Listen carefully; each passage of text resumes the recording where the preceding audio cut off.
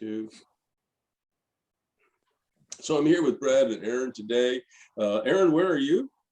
I'm in our recording studio at the Hammond golf course. At the Hammond golf course. And Brad, you're at home? I'm at home, yeah. Got home office. thundering around. And today I think we've got a couple things on the agenda. One, we're going to talk about small living company and making it a scalable enterprise.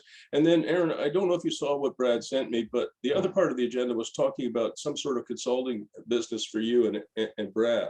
And I have a few ideas and suggestions on that. I don't think you guys know this, but I used to run I was the chair of a company called Hickling Capital Corporation, and it had about 102 consultants. A very successful company with offices in Ottawa, Toronto, Jakarta, and Nairobi. It went very, very, very well. And there's some sort of like secrets and keys to making consulting businesses successful. I would have stayed with it, except my wife got very sick.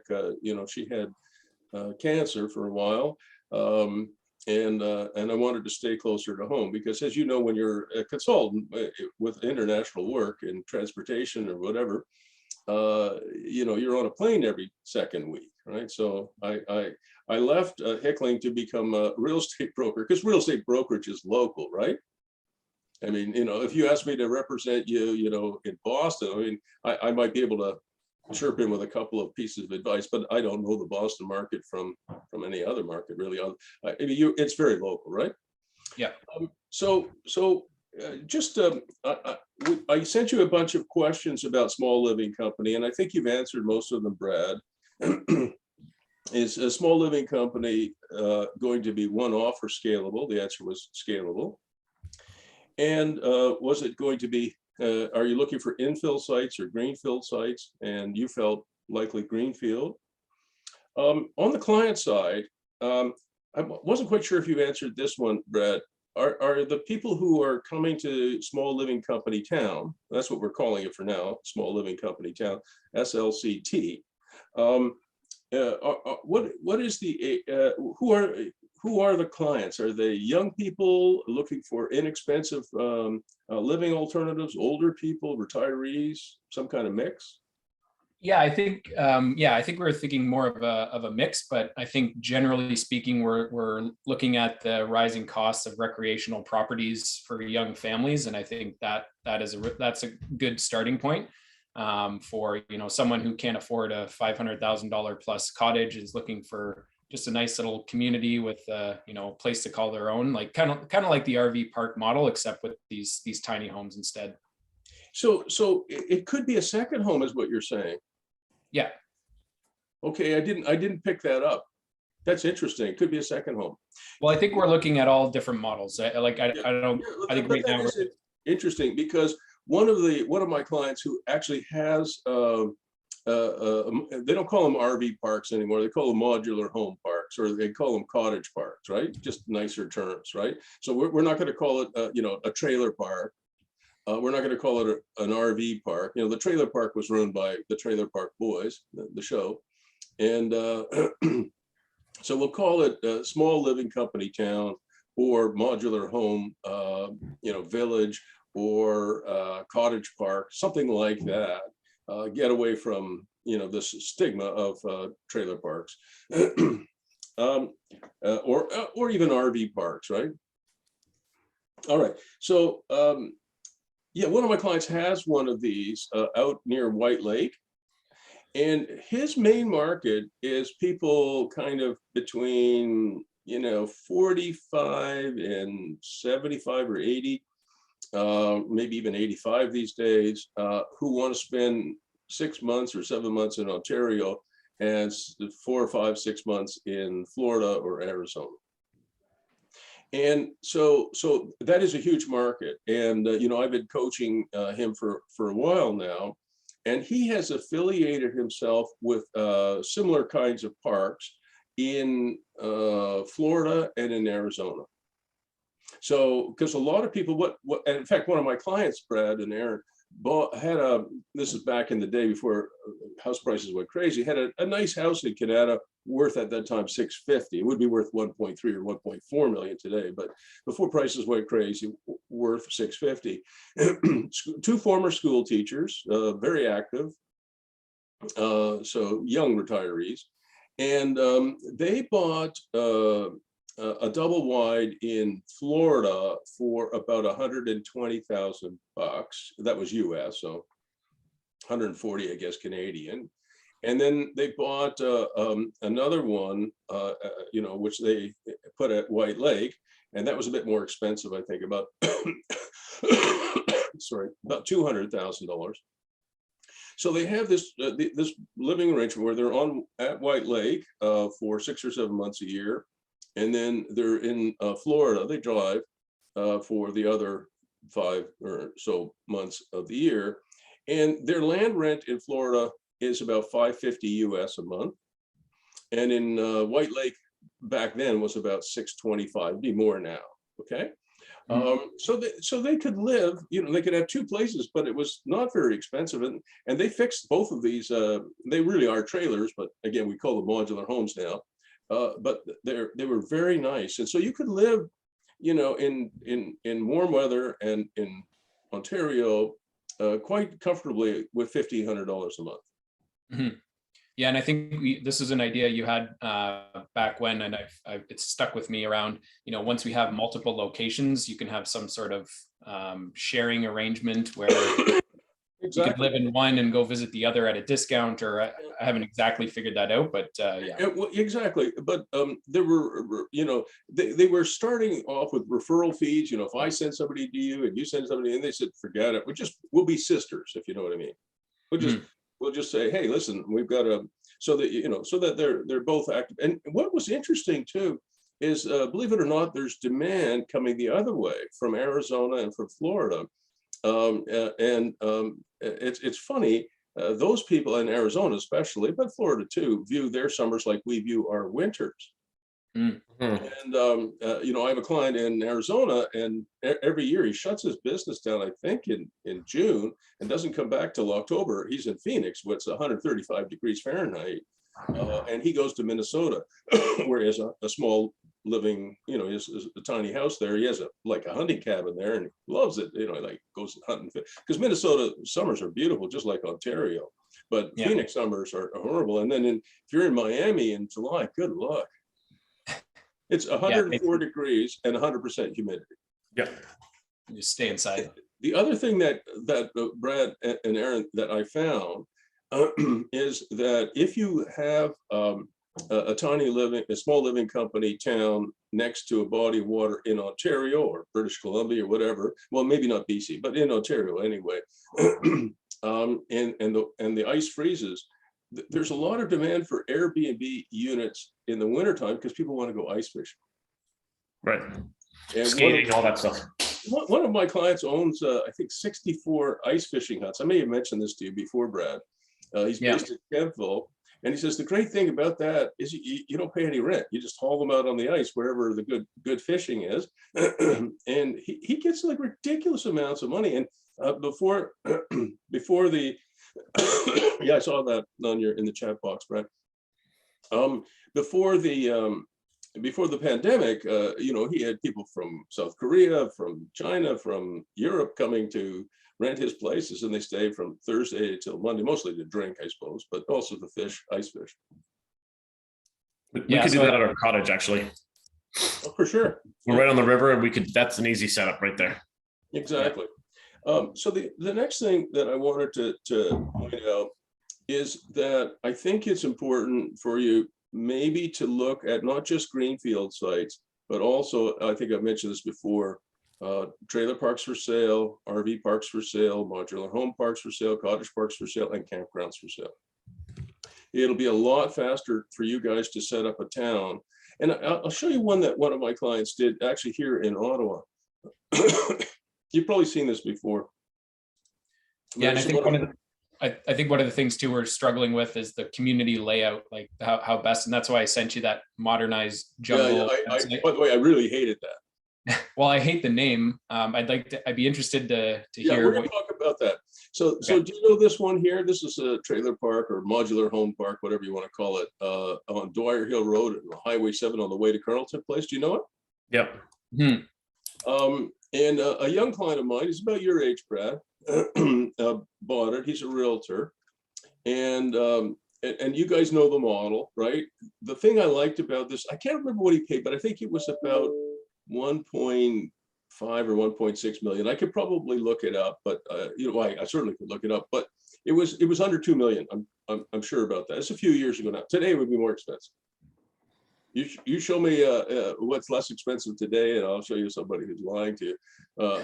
Everything's more expensive. But anyway, so this was an existing trailer park on Dwyer Hill Road. Do you guys know it? No. I know the location. I just don't know it. Yeah, well, you can see it has a dug pond, right? You know I like to dig ponds, right, Aaron? Yep. How's your pond going at Hammond Hill, by the way? About 3/4 done. Oh my gosh, I can't wait to see it. And how deep did you make it? We went to 18 feet. Wow, that's fantastic. How'd you get down that far? Big excavator. That is a big mother of an excavator. Well, plus we started 8 feet deep. Like the sand pit was done, so yeah, it's not as hard. Fantastic. Oh, this is great. Aaron, when you finish it, you should come to Dunrobin, and we're going to fish out 8 largemouth bass and throw them in. That'd be great. No, I mean, in theory, you need a permit from the Ministry of Natural Resources to transport live fish, but if it's just between the 3 of us, nobody would. Yep. And we have tons of tadpoles and lots of stuff already starting in it, so that'd be fantastic. Yeah, well, a largemouth bass will eat mosquitoes like crazy. You sit there at sunset, they come out of the water, and they just cruise. I mean, they're amazing. They're like mosquito vacuum cleaners, and they're much better than trout. You look at a trout, he dies, right? And largemouth bass, man, they're hardy as hell. Yep. As long as you don't have any pike in there. If you have any other fish in there like pike, they'll eat the largemouth. Yep. You know nothing about pike, and pike are shit. So you want largemouth bass, but we'll fish out 6 or 8 of them. When I'm feeling better. Excellent. And you need to bring a bunch of pails, right? So we would put 2 fish in each pail. So if we had 8, you need 4 pails. And then you need 4 more pails of water so that halfway home you can switch. You could just transfer them, because otherwise they're going to die. Oxygen. Okay. I mean, I'm an expert at that. So looking at this, you guys, this is a property, for example, that I would want you to buy. And I mean, I just before we started this, before we started this session, let me get rid of this. I just Googled RV parks for sale, and here are 15 for sale. This is just a random thing. 15 for sale in Canada. And imagine if you'll go to a bunch of other sites, you'll probably find, anywhere from 15 to 500 of the damn things for sale. I'll just put this in the chat box, Brad. All right. And to me, Aaron, this is much more scalable because they've already got some income. They've already got some water supply system in there. They've already got some internet there. They've got some infrastructure solution. And they're so expanding. So I would only buy it though, and I only wanted my young client, his name is Adam, to buy it with expansion possibilities, right? I mean, there's no point in buying it if there's no expansion. And I also, just like you said, Brad, water is very important, even if it's just a water feature, right? And the benefit of buying something that's already there is that you already have the zoning, right? You have this. Oh my God! You have the zoning, and the ministry, at least in Ontario, the Ministry of Environment is all over you for communities like this, and on septic and well water quality, all the rest of it. So it's already been done, right? And there. So if you look at this, what I recommended to Adam was that he complete this road. He moves it. Can you see my cursor moving? Yep. Puts the road up here and around here and connects back to here, and it would be double loaded, right? Yep. Okay, you understand what that is, Brad? Double loaded. Yep. Okay, so it would have I wanted him to do tiny homes rather than more trailers. Okay, just because I think there's more demand for tiny homes than there is for trailers. But if you have nice modular homes like Small Living Company does, that's fine too. I mean, your stuff is beautiful. But you'll notice he had 1, 2, 3, 4, 5, 6, 7, 8 pads, which he had not, I'm talking about the original owner, had not finished. I wanted Adam to obviously focus on those first, and then bring the road around here. And then there'd be room for, 1, 2, 3, 4, 5, 6, 7, 8, 9, probably about another 20. So with these, if my memory serves me, it was about 26 in total that he could add. And that's important for his overall future income. Now, the other thing that I wanted him to do was I wanted him to do a deal with a modular home manufacturer. So if you own this, if the boys, if Brad and Aaron owned this, this would be a place where you would have your sales center, right? Yep. You'd have a bunch of your small living company homes here for sale. And as you know, Aaron, you only allow people who are renting from you to park stuff on these pads that they bought from you. Yep. Okay. They can't bring in their shitty homemade trailers that look like crap. But there's another reason for that, and that's finance. Parkbridge went from 3 locations 22 years ago to over 100 today with this exact model. All right. So each new pad, when you put water and sewer and internet and roads in, is cost them about $40,000 to $50,000 to service. It's not cheap. When I was Brad's age, I could do it for a whole lot less, but not anymore. It's $40,000 to $50,000 for each site by the time you put the road in the other infrastructure. And when Parkbridge sells you a nice, I'll show you what they look like here. When they sell you something that looks like this, stop sharing. Share the other screen. I have a color picture of it somewhere, but their modular homes are quite nice looking, right? So this would be a 2 or 3 bedroom modular home. So they try and make at least $50,000 from each sale. Okay, and what that means is, if it costs you $40,000 to $50,000 to service it, and you can make $40,000 or $50,000 on every small living company product you sell, you basically have your pads free. Yep. And so your $600 or $700 or $800 a month in rent plus internet plus utilities that you get, that's all gravy, so to speak. Yep.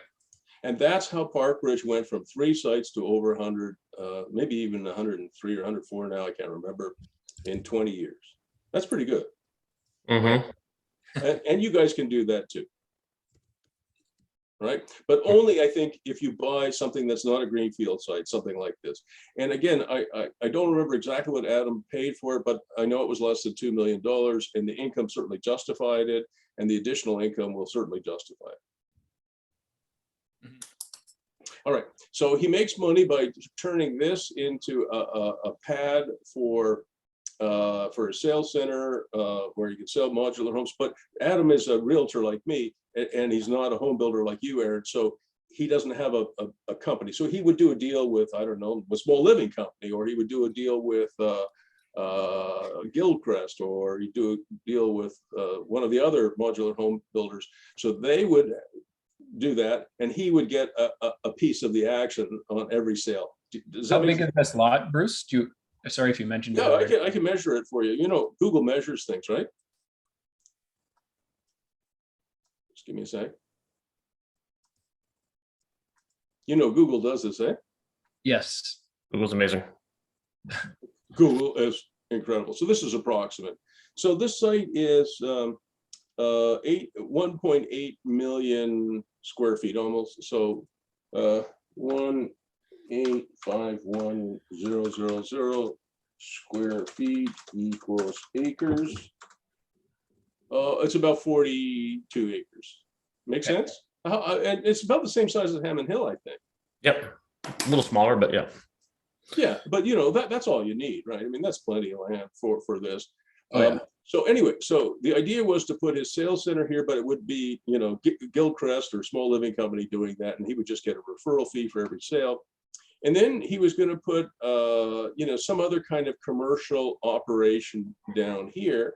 And then he was going to develop this part of the property for a whole bunch of workshops that people who are living here could use. And I don't have to tell you, Aaron, you've heard, Brad's heard me like a broken record. I think small living company town should be a live, work, make, socialize, learn place, and it should have income possibilities.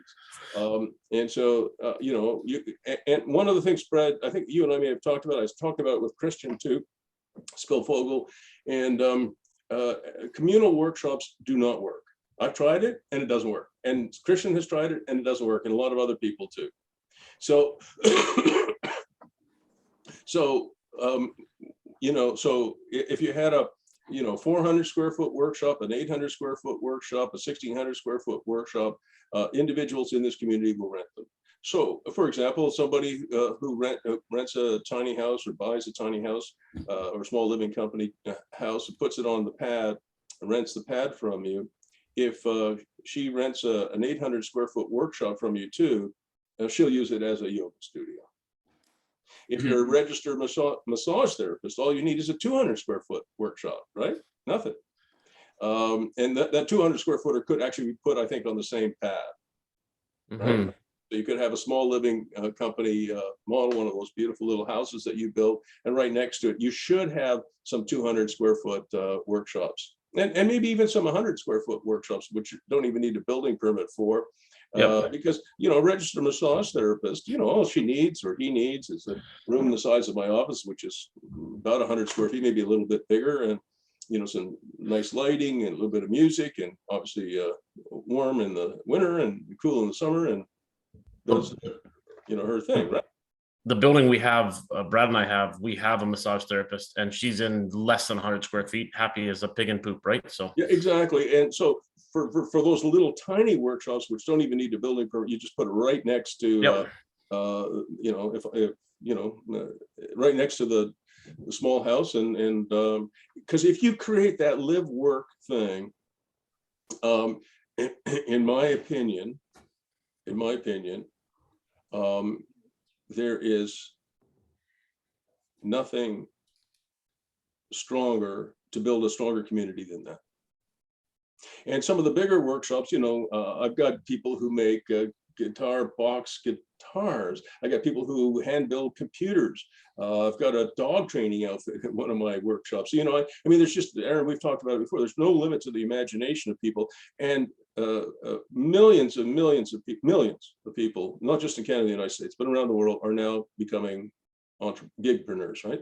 They're having, so to me, that will sustain your community. Now, in terms of layout, I really hated this one, the modernized jungle. I booted it up even without you sending me that. And the name is the worst. Oh, it was, who wants to live in a jungle? Have you ever actually been in a friggin' jungle? That's the worst place for human beings to live. You can get monkey flu. Monkeypox. Is it called monkeypox? Yep. Yeah. It's in Canada now. Smallpox. You know what smallpox is? That's real bad. Look how, so first of all, people mostly hate living in buildings that are round.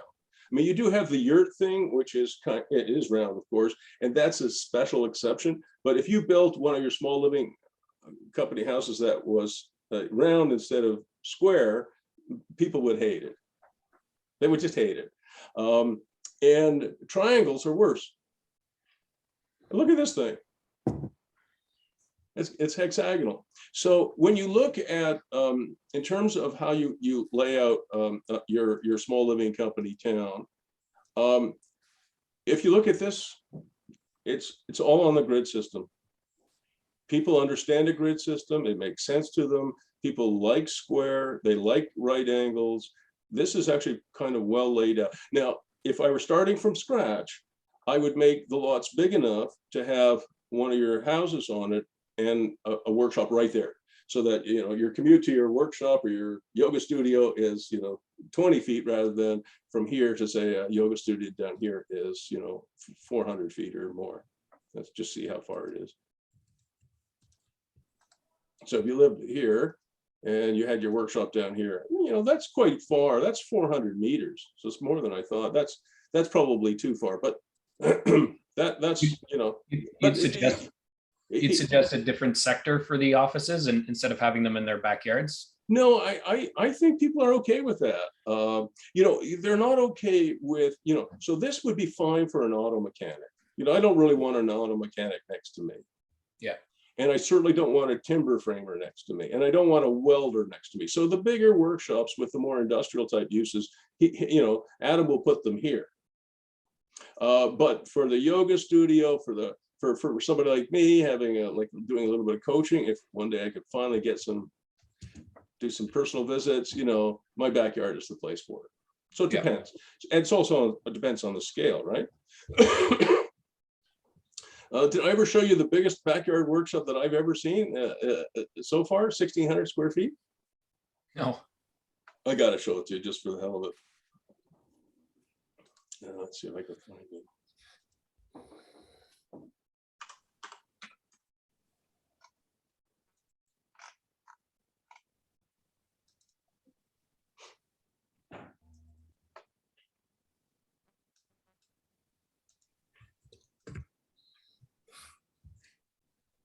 So these are two young fellows I coach, Alex and Stefan, and they bought this really cool building in Greely. And it used to be like the main store in Greely. You know, it was like the main store, right? Yeah. Mm-hmm. And it had this detached garage over here. So what they did with it, they put a 1-bedroom apartment here.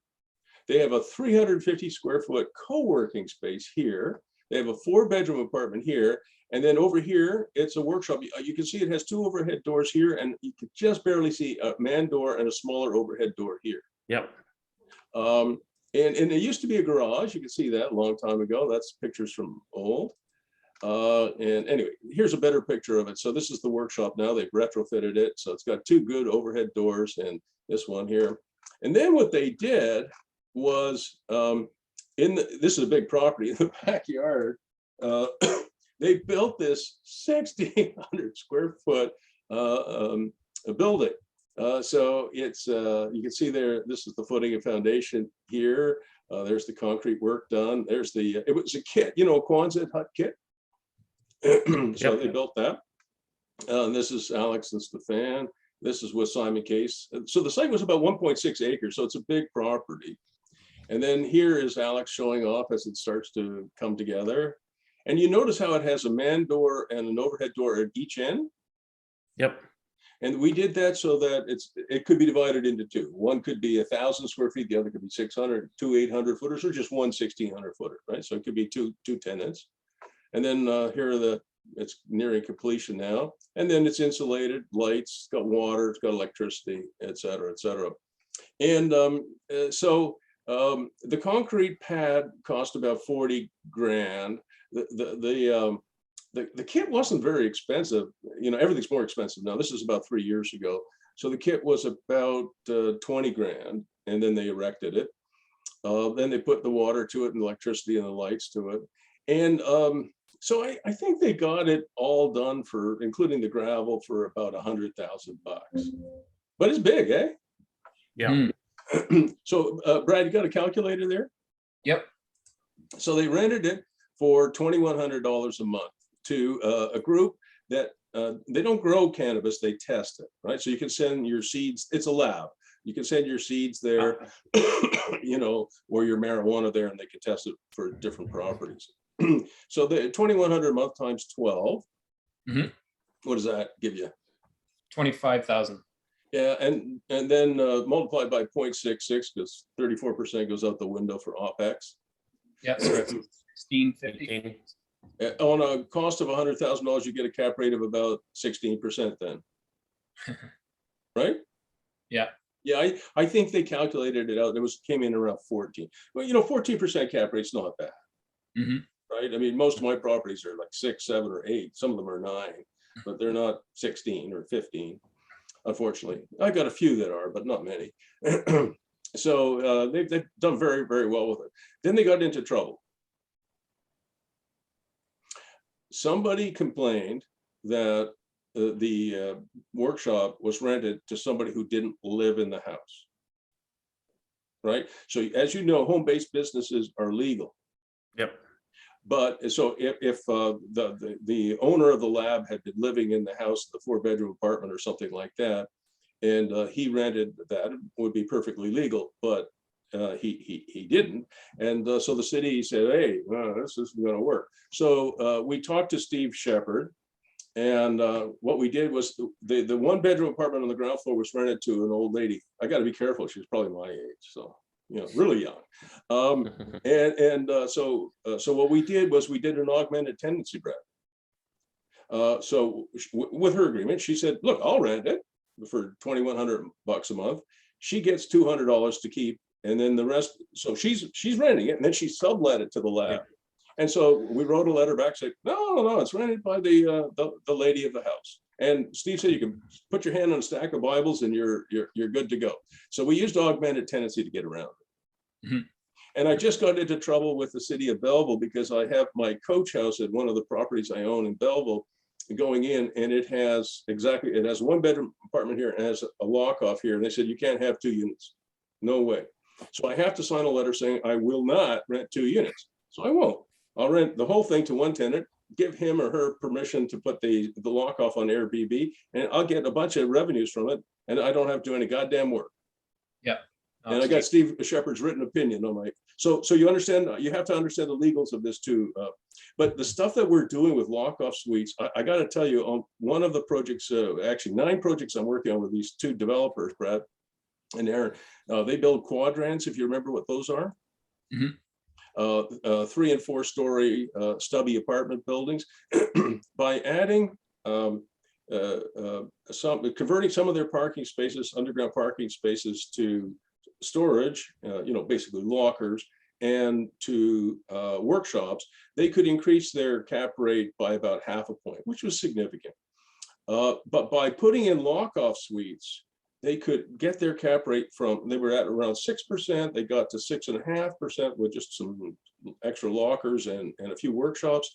And then when they added the lock-off suites to a bunch of their units, their cap rates got to 11 and 12%.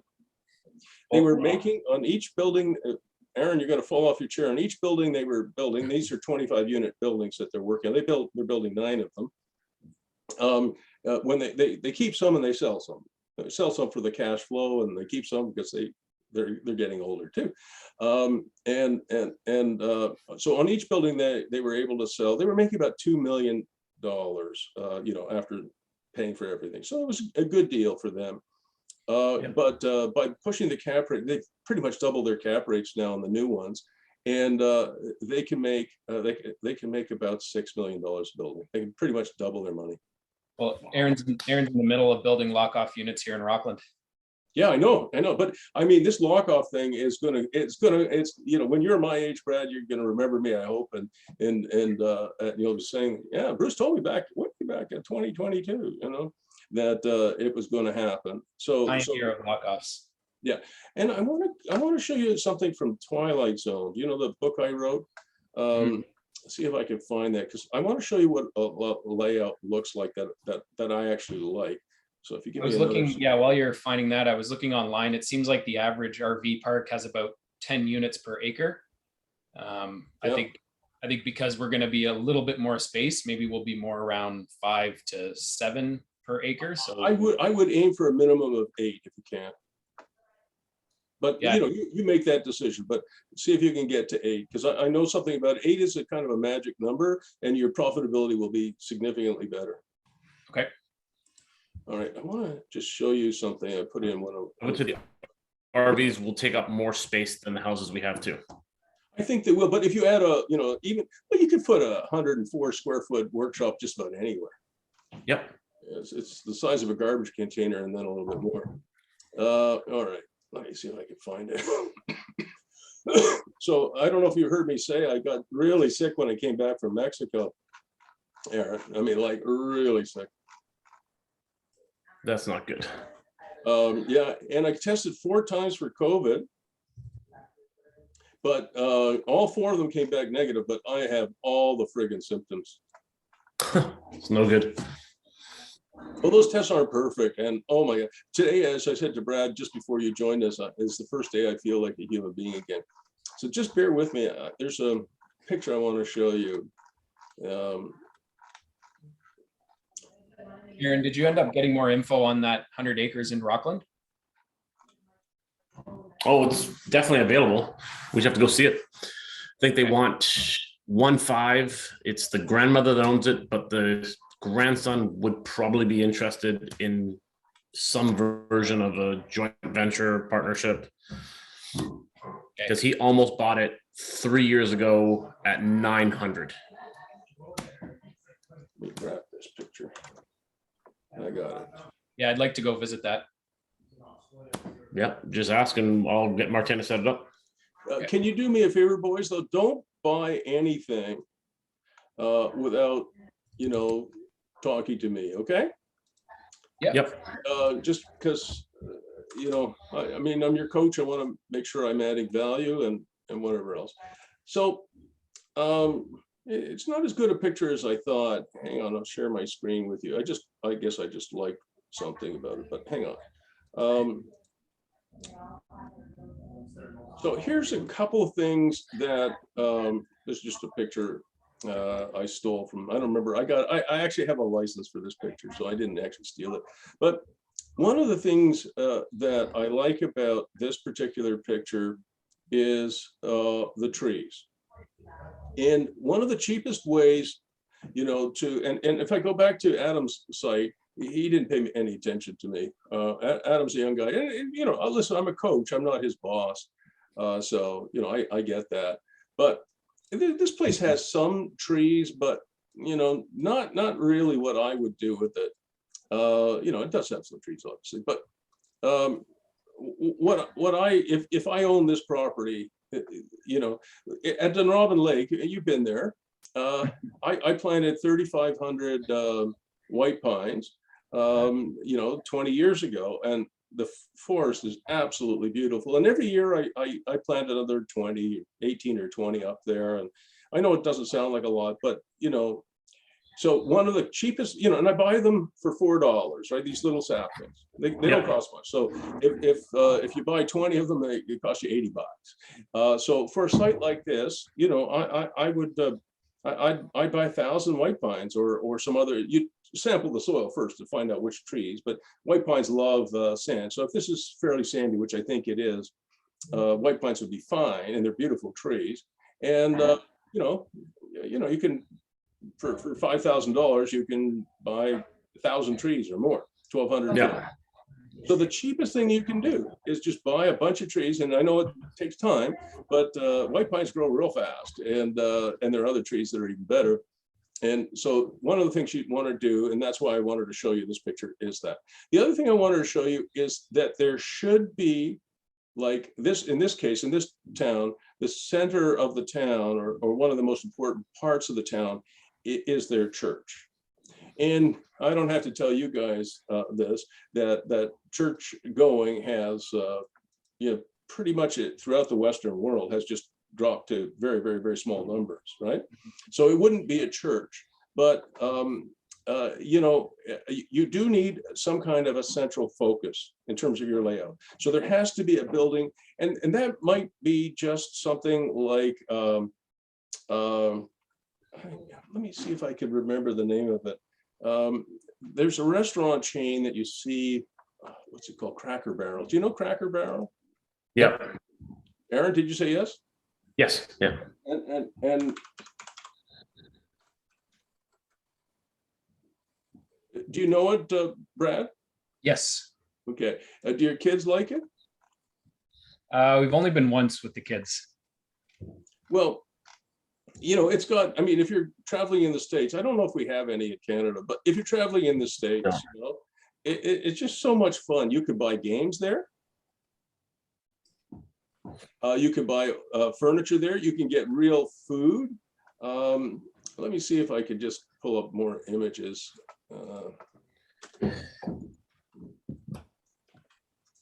So what I would probably do in terms of a focal point is, rather than having a church, I would have a restaurant, a convenience store, but not done like a Max. Max is incredibly ugly, right?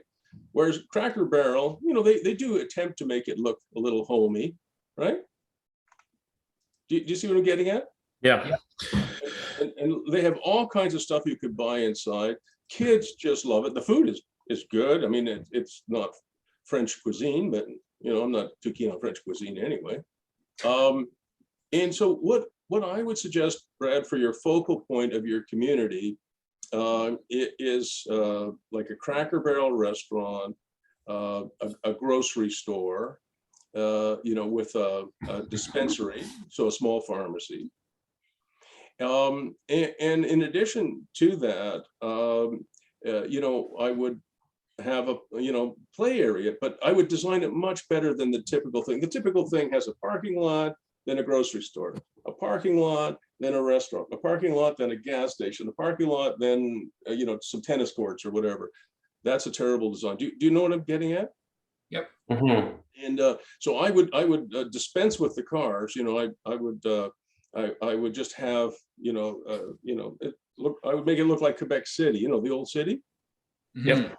Where you have the Cracker Barrel restaurant on a little street, and you have a dispensary, you know, so you can get aspirin if you need it. And then I'd have a grocery store there and a couple other things. And that's your center, right? So that's your center. And then I would just use a grid structure. So like an old style main street. Yeah, exactly. An old style main street, precisely that. And you know, if you get a piece of property, and you buy one of these places, whether it's the 100 acres that you mentioned a few minutes ago, you know, the three of us will do a preliminary layout. It won't be your civil engineer who does it, because if it's a civil engineer who does it, it'll look just like every goddamn subdivision in Yeah. You guys know Maryville Road in Ottawa? Yep. Yeah, I mean, if you want Maryville Road, you go to Novatech. They'll fix you up, but it's horrible. Sure. And they just don't know any better, and they just do what they've been doing for the last since I guess 1950, 70 years. You know, they just repeat it, and it's easy for them, but it's terrible for people. Mhm. All Well, right. I'll do a separate email on this 100 acres to you, Bruce, because I think it's pretty interesting, and I'd be interested in your thoughts. What is the zoning on it now? It's rural ag, but there's a campground right beside it. Rural agricultural? Mhm. What do you want to do with it? Is it Rezone it. rural or is it agricultural? It's farm and agricultural. Well, it's very hard to change the zoning on that. Sorry? It's very hard to change in Ontario, anything from ag. Yeah, well, the only thing that gives me hope is there's a big campground next door that's tourism commercial. Yeah, so can I just talk about ag for a minute? Mhm. So to change agricultural land to rural or to some other zoning, you have to hire an agronomist. And the agronomist has to show that the soil is class 3 or 4. In other words, it's very poor agricultural land. If it's class 1 or 2, you might as well want to change to the 10 Commandments, boys. It's going to be really hard. Okay, so the first thing you do is you before you even buy it, is you get it tested, the soil tested by an agronomist, and he says, yeah, this is class 1 or class 2. In terms of anything resembling a small living company town, I think that's out the window. Okay. But if it's class 3 or 4, there's, you know, by the time you get to class 4, it's like rock, you know, you can't grow anything on it. So you have a shot. And then the other thing you have to show is that it's no longer commercially viable as agricultural land, which is usually easier to do, right? So that's an easier test. And those are the two big tests anyway.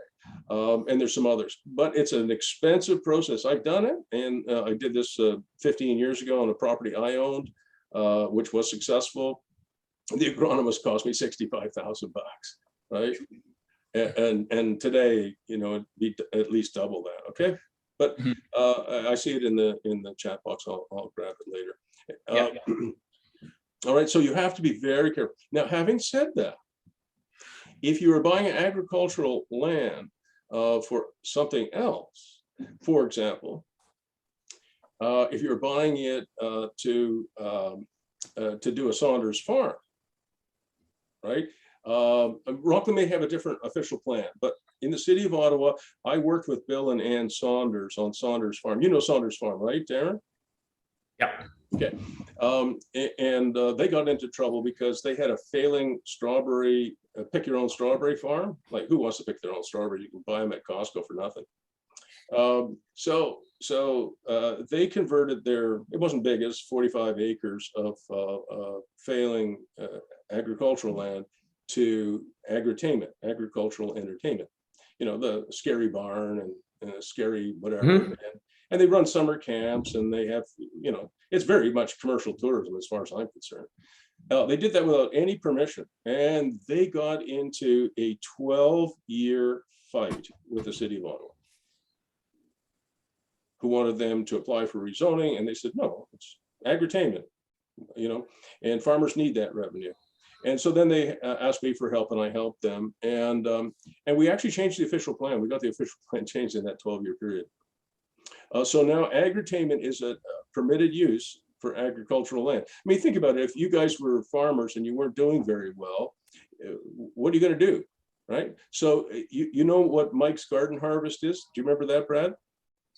Yeah, where he rents out plots of garden. Yeah. So just for your info, Bruce, we just went through an official plan amendment with the city of Rockland. Yeah. For the Gigaplex unit. So we have a really good relationship with the construction manager and town planner. And fabulous. If something's possible, we definitely have the relationships to make it happen. Because this particular lot, I'll send a separate email about it, but it's got send me the email. I have to, as your friend and coach, I have to just hold up a big, you know, amber light. Just be careful. So are you familiar with this, Aaron? Mike's Garden Harvest? No, I'm not. This is a guy in Orleans, a nice guy. He took his farm was not doing very well, and he turned it into plots as small as like 10 feet by 12 feet. Right? 120 square foot lots that you could rent, you know, for the season for like $65. So you could plant a few tomatoes, a few cucumbers, whatever else. And it's been a fantastic success. So he's got all these little micro plots, you know, here he is. He's a very nice guy, and he did that. But he's not a businessman. So if you had agricultural land, 100 acres of agricultural land, you could do the micro gardens. But as you know, and I've got one of my clients in the south end of Ottawa, I think. I can't remember where, but yeah, the south end of Ottawa, closer to Greely, I think. Maybe closer to Metcalf, so way far south. They're doing this as well, but they're doing it a little bit differently. So instead of having these little tiny plots, that's way too many plots. If you have 100 acres and you divide them up into 120 square feet, I mean, you got like 10,000 clients or whatever. So what he's doing, Aaron, is my client in the south end is he's going to do garden plots, but they're going to be bigger. They're going to be sort of a quarter an acre each, right? So they'd be anywhere from 5,000 square feet to 10,000 square feet, probably in that range. And obviously costs more, but the other thing he's doing is he's renting them a bunkie. Yeah, I think we talked about him before. This is familiar. Yeah. So okay, there you go. So you know, in terms of generating income, and for that, Brad, I wouldn't apply for any damn rezoning whatsoever. You can land lease the thing till your cows come home to people who want a micro plot, and you can give them a small living company home. They can buy it from you and put it on their plot, or they can rent it from you and put it on their plot. And that's their little cheapest cottage you're ever going to have. Yeah, teach your kids how to grow vegetables and fruits and nuts, but plant a couple of apple trees. They'll be there forever, and they'll be their getaway. You know, when your wife gets mad at you, Brad, you take your kids and you go over there and you spend the day weeding and feeding, and then you have again, you have you have a shower and toilets, and you have tool sharing, et cetera, et cetera, et cetera. All right. So you can make use of agricultural lands with an active use like Saunders Farm, if Rockland, in fact, allows agritainment. Many jurisdictions have now changed that to help farmers out.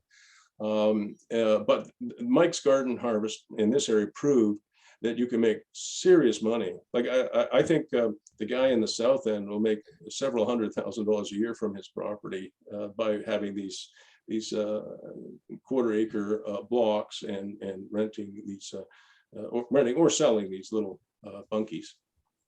And you can buy those bunkies now, and he has construction capabilities like you, Aaron. He can buy those bunkies from like Bunkie Life for $10,000, and he can pop them up.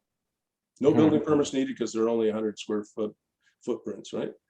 Bunkie Life even has the 2-story ones. They look like like the house, the lady with the crooked back or whatever, crooked house. But anyway, so it's a very good model for agricultural land. The running a Saunders farm is like running an active business, though. That's not real estate. That's a real business. All right. Okay, so I think we're getting through this. You were looking for second-tier cities, which I think is right, Brad. So yep. Rockland is really doing fantastic. So it's a great second tier. I wanted to show you something. You guys might enjoy this. How much longer do I have you for? I know you guys are super busy. I think another half hour for myself. Okay, and that's fine. That's good. I want to make sure you're out of here. So we'll aim for 12:15 or so. Okay. All right. So I get you out of here at noon plus 15 minutes. I want to show you something that I discovered in Mexico, and I'd really love to see you guys do a community, a small living community town in Mexico, and I'll show you where. So we went to Merida, which is, you can see this picture here, which is the home of the Maya people. Do you know where the Yucatan is, Aaron? Yes.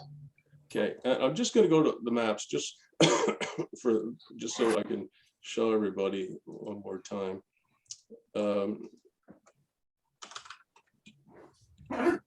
You know what Yucatan means? No. It means I don't know. Or I don't understand. When the Spanish first invaded this part of the world, the Maya were there, and they kept asking things in Spanish, and the Mayan people would say Yucatan, which in their language means I don't understand. So that's the name of the province. So the Yucatan is almost due south of New Orleans, all right? And this is the Gulf of Mexico here, and you know what formed the Gulf of Mexico, right, guys? No. Well, there was a big asteroid that hit the Earth 64 million years ago. It landed right here, and it was big, and it created the Gulf of Mexico and killed all the dinosaurs, right? That's where the asteroid hit. And what it did was this asteroid hit the Earth, and it splashed up this huge plate of molten limestone from the bottom of what is now the Gulf of Mexico. And so the Yucatan Peninsula, which is here, is flat as a board, right? You guys could play bocce there without ever having to level anything, right? You could bowl on the damn thing. So Merida is the capital of Yucatan. This is where we were. And the temperatures in January are about 32 degrees Fahrenheit, 32 degrees Celsius. Yeah, 32, yes, Celsius, not Fahrenheit. 32 Celsius. The temperatures in April are about 34 or 35. And you can see it's even further south than Havana. So it's quite something. Merida is the capital of the Yucatan. It's about 1 million people, so about the same size as Ottawa. It's a real city.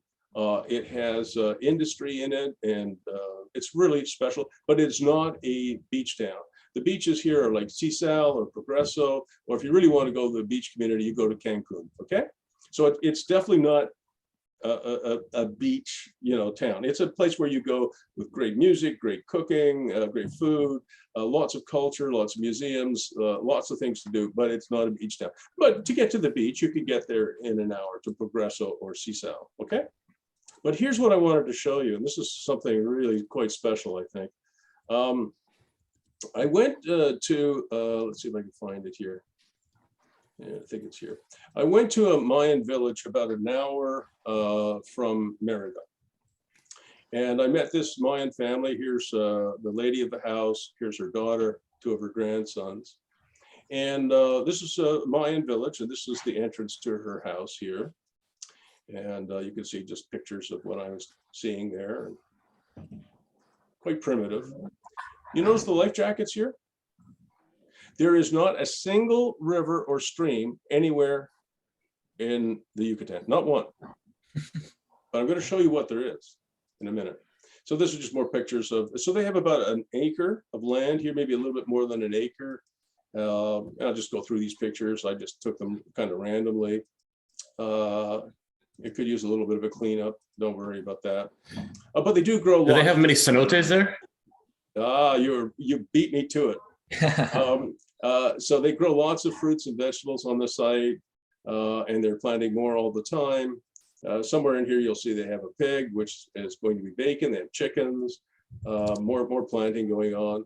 They've got, I don't know, maybe I think that's maize, their version of corn. It's quite rocky in the back, but lots of different plants. Yeah. Here's the future feast. Limes, I guess. Now, here's the story for you. You should enjoy this as a constructor, Aaron. This is a very poor village, and they got a grant from the state to put septic fields in, because before that, they just had latrines. You guys know what a latrine is, right? Yes. So they brought a couple of mini excavators in, and they were putting in septic fields. And do you want to hear something incredible? You're not going to believe this, Brad. The entire city of Merida has no sanitary sewers. They have buildings like this, one next to the other, like that. And they have towers and everything else, not too high, but they do have buildings that are at least 5 stories, 6 stories. They're all on septic system. Can you imagine what the water table is like underneath? Not good. Not good. So the state is trying to at least improve it as best they can. And do you want to hear something even more incredible? Mexico City with 30 million people is all on septics. No sanitary. Yeah. Can you imagine the water table under Mexico City? It's just incredible. So anyway, what happened was they were digging this septic field in this lady's house, and they almost lost the excavator through a hole. They cracked a hole, and they discovered underneath, exactly where you were going, this cenote. And these are pictures I took of the cenote. And here's the hole. They almost lost their excavator. And they shined a light down, and they found this beautiful cavern. And they put this, these incredible, it's almost like a ladder, concrete ladder, so that you could get down into the cenote.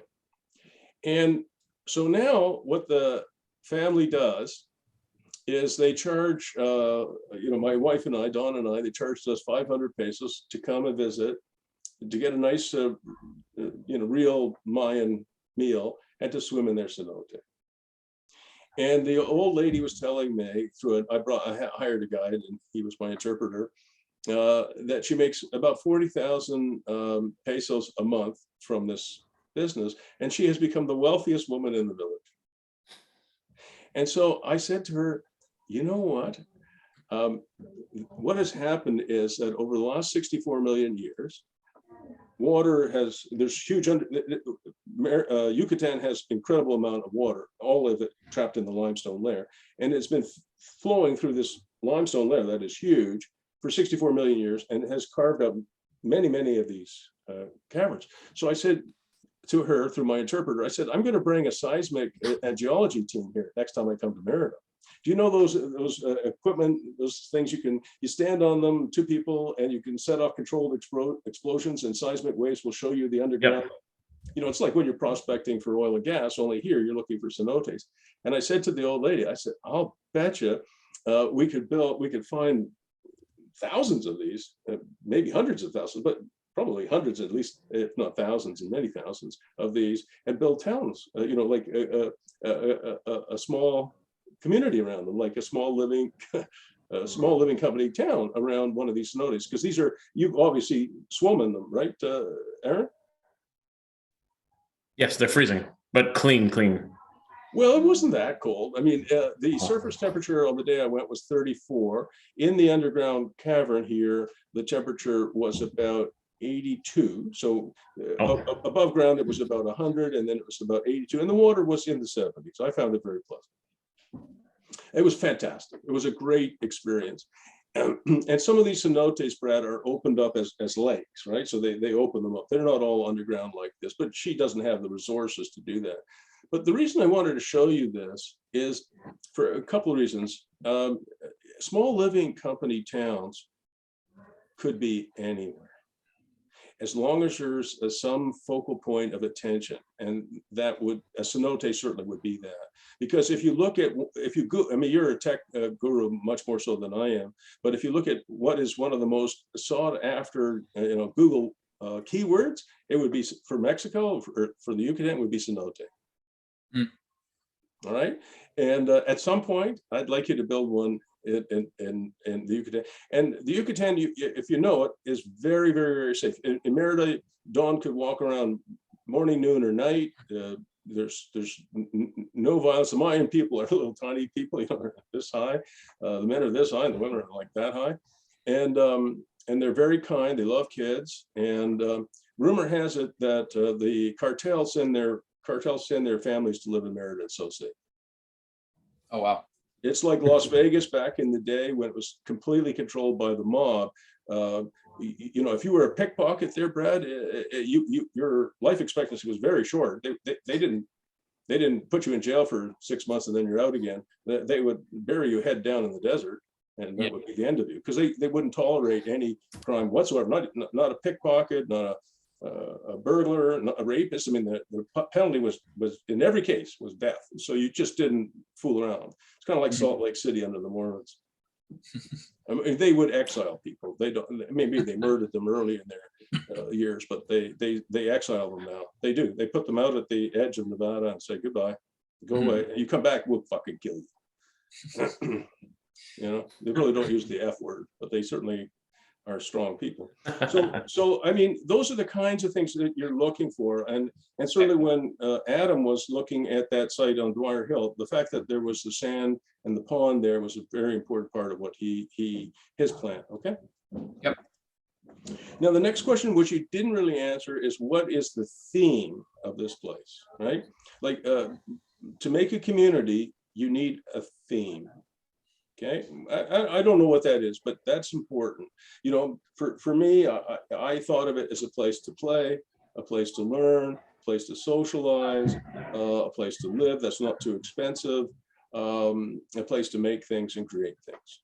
That would be my theme if I was running a small living company, but I'm not. So you have to find a theme that you really like, and that if you like that theme, you can use it, but you need a theme. Okay. Okay. The next thing is. I don't like the term, but you know what greenwashing is, right? Yes. It's where you say we're environmentally sustainable because we have a solar lamp somewhere, so we're sustainable. But it's just greenwashing. I mean, every company on the planet practically is doing greenwashing, saying, "Oh yeah, we're environmentally stable. We grew 13 trees last year." It's ridiculous. But are there some environmental ideas that you have? I think that's going to be an important part of SLCT. Do you have any? Well, yeah, with just what Aaron's doing now with the off-grid building. I mean, there's what we've done at Hammond Hill. It can flow nicely into this SLC business as a seller of tiny homes and a developer of these small communities, towns that we're talking about now. Okay. Well, I've been working to document everything we're doing. So I've been doing case studies on all the different projects that I've done over the years and tying in the eco themes. And the biggest one we'll be Hammond Hill. That's what we just started on last week. So that's all you need. If you have some of your places that are off grid, wow, that's huge, right? So I love the idea. Then your theme might be, Brad, off grid, living, working, playing, socializing, learning, making, creating. But I'd start with off grid. Okay. Again, you'll check the keywords, but Google keywords off grid would be off the charts, right? Yes. All right, so let's talk about your consulting practice now. We've got 8 more minutes. What are your thoughts there, Brad? Yeah, I mean, we've had a number of people reach out to us. The most recent one, Aaron was on those emails. The guy from Barbados, was it? He's buying property out there, and he saw what we were doing at Hammond Hill, and he's going to come up and visit us, and he's interested in learning more. And I've had a number of golf courses reach out to me and want to talk more about the Hammond Hill model. I think the partnership between Aaron and I is just so perfect, and he's amazing at everything I'm terrible at, and vice versa. So I think that's a perfect partnership. You guys should get married. Oh, pretty much are. We spend enough time together. Yeah. So I think we're married. Like some of my pals, Aaron in Australia, lived with their maids, their guy friends for years, but they were married without sex. And they weren't homosexuals, but they were like old married people, but just without the sex. Yeah, so I think we're trying to think of a model that makes sense and doesn't eat up a whole lot of our time, but we can still capture some of this. Okay, so here's the thing that's really important for you, I think, and Aaron, and that is to have, in addition to your consulting, have products that you can sell. Some of them are your own, but some of them could be reselling Jupe or reselling, I don't know, Bunky Life. I mean, there's how many, different products are there out there? A lot of people have forgotten, in the early days of the internet, everything was about, making referral fees. If you put Amazon books on your friggin' website, they give you 10% of any sale you get, something like that. You know what I mean? What's that called, Brad? When you affiliate marketing. Yeah. Yeah, you should know that. You're the tech guy here. I'm the guy who's sick. So you know what affiliate marketing is, right, Aaron? Yeah. Yeah. I mean, I don't think it works worth a bean anymore, but back in the day, when the internet was fairly new. So, anyway, sorry. So what I would do to really blow up your consulting practice would be for you and Aaron to put together, like it, and it's not just for the golf course. I love that, or for the glamping people. So it's golf courses and glamping for sure, but also it's for even if you don't buy the campground or the trailer park or the RV park or the car. I mean, look, Adam Babineau, frankly, could use some help from you guys. Okay, mm-hmm. I mean it. He needs some help. I mean, he's a bit, and he might listen to you more than he does me. Sometimes that happens, right? And I think age has something to do with it, Brad. I mean, I don't think you hold it against me that I'm 70, but some young people do, right? And it works both ways. Some old people think young people don't know anything, which is of course bullshit. But it's called ageism, and it works both ways. And it's stupid, right? I mean, if somebody's smart at 34, then he's smart at 34, and he can do unbelievable stuff. And if he's smart at 70, he's smart at 70. Period. So I think we should accept people. Forget the book cover, right? All right. Mm-hmm. So when I was thinking about your consulting practice, I was thinking golf courses, glamping, trailer parks in the United States and Canada, RV parks, all of the stuff that we've talked about. And if they have additional land, or they have buildings that are at the end of their economic life and there's a lot of turnover, there's opportunity for you. But what I would do is I would give them a service which says, we're not only just going to tell you about all the cool stuff that we do and charge you a consulting fee. We're going to help you buy the right product, whether it comes from Small Living Company, Bunky Life, from Jupe, I bet you could find 10 or 12 suppliers that you have a lot of confidence in, one of which or two of which will be yours, right? Does that make any sense? Yep. And yes. You'll get a referral fee, like affiliate marketing of 10%, right? You'll say or 20%, whatever they'll give you. It's in that range. And if they say, we'll give you 3%, fuck off, right? I mean, that's not enough. You'll starve. So you'll ask them for 10 or 15 or 20%. So if you sell something for $50,000, you make $5,000, $6,000, $7,000, $8,000, maybe 10 if you're lucky. Okay. And so you're providing them, it's called solution selling. You're not, most consultants just provide advice. They write you a nice report, you send them a check goodbye, you never see them again. So to me, having product is really important to differentiate you from a million other consultants out there. We'll come to your place, we'll work through a program with you, we'll help you with the product specification, we'll help you order them, we'll help you with your financing, right? Everybody loves that because you guys know that. And most of the financing should come from the companies themselves, right? Mm-hmm. Right? You guys know, we've talked about this before. If you go to Leon's and you buy $20,000 worth of furniture from them, you get financing from Leon's. It looks like Leon's, but it's not. It's Credit Desjardins, right? Mm-hmm. Right. So these, whether it's Jupe or anybody else, they should be affiliated with an American bank or Canadian bank. Yeah. So so if I'm doing something in Barbados and I have to order $500,000 worth of stuff, maybe I only have to come up with 10 or 20% down. So I have to come up with 100 grand, and the rest is financed for me. And out of $500,000, that should be, in addition to your consulting fee, there should be 10% of that or more for you. So you can make real money doing that. Yeah, that's why we partnered with Canadian Financial. So we already have that for SLC. Yeah, I think you do. I remember you telling me that. The other thing is that you also are going to need somebody, a sales guy working with you, who you can train. He really is a biz dev guy as opposed to a sales guy. Yeah, there's a difference. So a good biz development guy, you know what I mean, Aaron, by business development?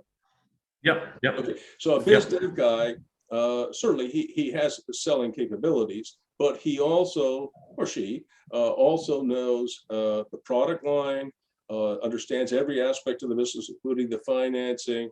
You're in the business of solution selling, and that's your leverage on your time, so that you and Aaron do, the high level stuff, and then your biz dev guy, he's doing the initial stuff, and then you're doing the high level stuff, and then he's doing the fulfillment stuff, because that takes a hell of a lot of work. But this is a wonderful business to be in, because the amount of capital you need is very little. Mm-hmm. That's what we're thinking, yeah. And if we can push the eco concept with what we're doing already and just evolve that, it's where everything's going to go anyway. So, yep.